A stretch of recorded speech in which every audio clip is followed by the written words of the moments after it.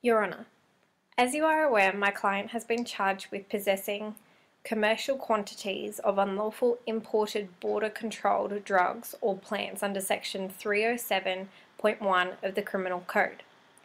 My client had 2.6 kilograms of heroin in her luggage, of which she claims to have no knowledge of. Having been given the opportunity to speak with my client, it is of my opinion that Jane Doe is a victim of trafficking. Jane alleges that her godsister convinced her to travel to Darwin as it would provide great work opportunities for her and to carry the luggage that contained the explicit drugs. Considering the information obtained from my client, I ask you to consider my submissions on behalf of Ms. Doe when considering your decision. The definition of human trafficking provides: human trafficking is the physical movement of people across and within borders through deceptive means, force, or coercion. The people who commit human trafficking offences are motivated by the continuing exploitation of their victims once they have reached their destination country. Considering the circumstances surrounding my client's case, I would ask you to consider with the highest regard Ms. Doe's status of a trafficking victim.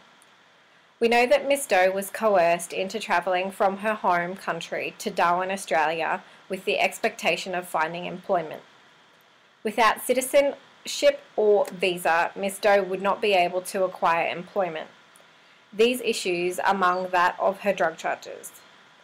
My client was not aware of the drugs in her suitcase and subsequently had no intention of selling and/or distributing the same. Although Australia does not have a set of certain procedures for people in my client's position, the CDPP provides assistance for victims.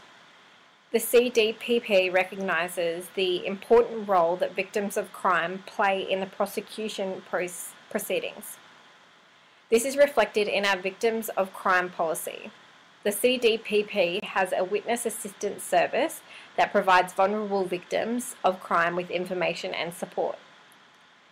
In Europe, a directive of the European Union provides for the non-prosecution of victims of human trafficking for their involvement in criminal activities that they have been compelled to commit as a direct consequence of being trafficked.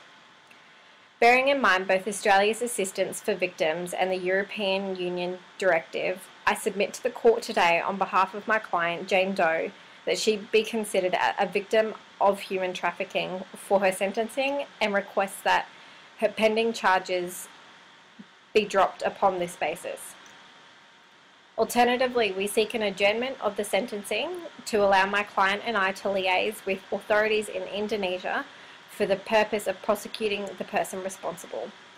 Considering this, it would then be my submissions that Ms. Doe be released to return to Indonesia to be a witness in any potential trial of the offender if the offender was apprehended, or to further receive protection from the Australian government and for Jane to participate in a reintegration program. Further, Your Honour, I believe that the protection of trafficked victims is of great importance.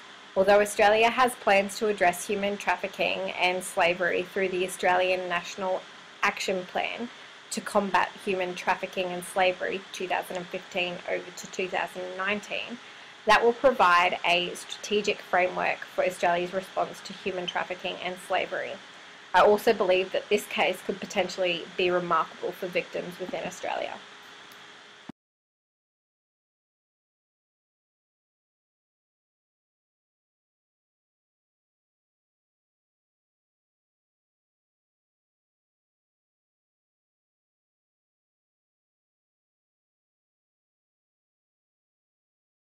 Created using Powtoon.